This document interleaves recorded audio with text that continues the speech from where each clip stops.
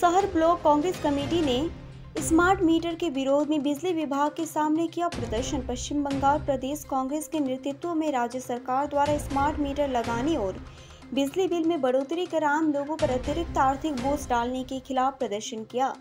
साथ ही विद्युत विभाग को एक ज्ञापन भी सौंपा गया। आज शहर ब्लॉक कांग्रेस कमेटी की पहल पर उकीलपाड़ा मसकिलीबाड़ी पश्चिम बंगाल राज्य बिजली वितरण कंपनी लिमिटेड के सामने प्रदर्शन किया गया। उनकी मुख्य मांग यह है कि स्मार्ट मीटर लगाना तुरंत बंद किया जाए, हर बीपीएल परिवार को 100 यूनिट मुफ्त बिजली बिल दिया जाए, साथ ही विभिन्न धार्मिक स्थलों को मुफ्त बिजली दिया जाए। पश्चिम बंगाल राज्य के साथ ये धमकी दी गई कि अगर सरकार उनकी मांग नहीं मानती है तो जोरदार तरीके से आंदोलन करेंगे।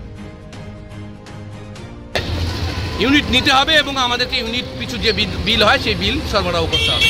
আমরা সাধারণ মানুষ সেই বিল সরবরাহ করব। কেন অ্যাডভান্স বিল দিতে যাব?